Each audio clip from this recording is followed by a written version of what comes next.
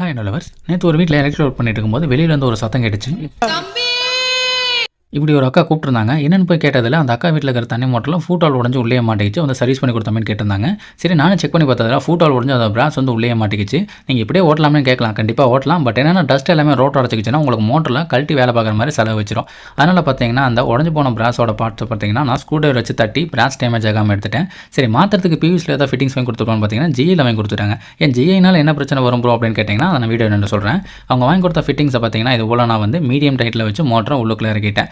நீங்கள் இந்த மாதிரி தண்ணி மோட்டரை பொறுத்த வரைக்கும் அதோட ஃபிட்டிங்ஸை நீங்கள் ஜியில் போட்டிங்கன்னா துரு பிடிச்சி அதை கழட்ட முடியாமல் டேமேஜ் பண்ணிடும். அதனால் பிவிசியில் போட்டிங்கன்னா மட்டும்தான் உங்களுக்கு ப்ராப்ளம் வருது. தண்ணிக்குள்ள மோட்டர் எப்படி துரு பிடிக்குன்னு கேட்டிங்கன்னா டேங்க்ல இருக்கிற தண்ணி ட்ரெயின் ஆகும்போது மோட்டர் வெளியில் இருக்கிற காற்றோட ஆக்சிடேஷன் அடைகிறனால துரு பிடிக்கலாம். இன்னொன்று மோட்டர் கண்டினியூவாக ஓடாதனால எலக்ட்ரோலைசிஸ் கண்டினியூவாக நடக்கிறதுனாலையும் துரு பிடிக்க நிறைய வாய்ப்பு இருக்குது. நானும் ஃபைனலாக செக் பண்ணி பார்த்ததில் மோட்டர் ஒர்க் ஆக ஆரம்பிச்சிருச்சு. அண்ட் வீடியோ நல்லா இருந்தால் மறக்காமல் லைக் பண்ணி சேனலை சப்ஸ்கிரைப் பண்ணிக்கோங்க. தேங்க்யூ ஃபார் வாட்சிங்.